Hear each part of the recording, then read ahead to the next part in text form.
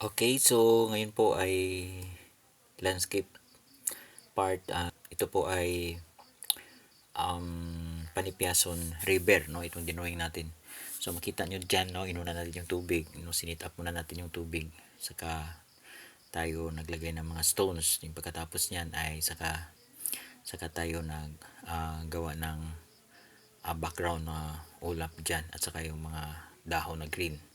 So sana po nakakuha kayo ng idea dito kung paano gawin. No, ang explanation nito ay doon po sa ating long video. Sana po makakuha kayo ng mga idea lalo na sa mga beginners na gusto mag-practice ng art.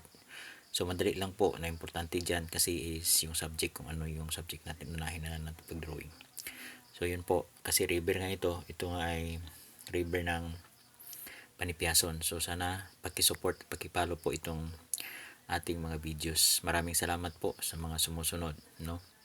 Lalo-lalo na sa mga taga-Aklan. Paki-follow at paki-share po, no? Maraming salamat po.